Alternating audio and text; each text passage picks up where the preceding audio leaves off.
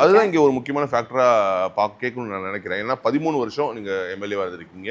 3 தேர்தல் கன்சிக்யூட்டிவாக ஜெயிச்சிருக்கீங்க. 2011லேருந்து 21 வரைக்கும். அது எல்லாமே வந்து காங்கிரஸில் கைச்சனத்தில் போட்டிட்டு. ஆனால் இன்னைக்கு இங்கே தொகுதி மக்கள் வந்து நினைக்க மாட்டாங்களா? இவங்க வந்து இத்தனை வருஷம் காங்கிரஸில் இருந்து நம்ம ஜெயிக்க வச்சோம். ஆனால் இவங்க பாரு இவங்களுடைய சுயநலத்துக்காக ரிசைன் பண்ணிட்டு போயிட்டாங்க. வேற ஒரு கட்சி இப்போ அப்படியே அகைன்ஸ்டாக இருக்கக்கூடிய பிஜேபியில் நிற்கிறாங்க அப்படின்னு. இதில் சுயநலம் இருக்க என்ன கொடுமைப்படுத்தினாங்கன்னா போகத்தான் வேணும். காங்கிரஸில் அந்த அளவுக்கு சித்திரவதை, அந்த அளவுக்கு வந்து பெண்களுக்கு எதிரான ஒரு மனநிலை, பெண் தலைவர்களை ஊக்கப்படுத்துறது கிடையாது. அதே நேரம் இப்போ பாருங்கள், சிறுபான்மை சமூகத்தை சார்ந்த காங்கிரஸோட மகிழா காங்கிரஸ் தலைவி ஹசீனா சையத் அடிப்படை உறுப்பினர்லேருந்து ரிசைன்மெண்ட்டு, பெண்களுக்கு பாதுகாப்பு இல்லை, காங்கிரஸில் மதிக்கிறது இல்லை அப்படின்னு சொல்லிட்டு அவங்க வெளியில் போயிட்டாங்க. அப்படிப்பட்ட ஒரு சூழ்நிலை. அதே மாதிரி பாரதிய ஜனதா கட்சியை பொறுத்தவரை பெண்களுக்கு ஒரு முக்கியத்துவம் தருகிறார்கள்.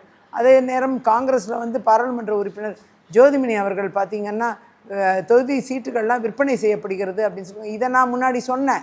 நான் இதெல்லாம் சொல்லி தான் எனக்கு சொல்லனா துயரம் ஏற்பட்ட பிறகு காங்கிரஸ் கட்சியில் எதுவுமே வழங்கப்படாது, இனிமேல் மக்கள் பணியாற்றுவதுக்கு உங்களுக்கு வாய்ப்பு இல்லைன்ட்டு தெளிவாக சொல்லி இப்போ இருக்கிற வேட்பாளருக்கு உதவி செய்கிறதுக்காக ரொம்ப முன்னாடியே 2021 திட்டம் போட்டாங்க.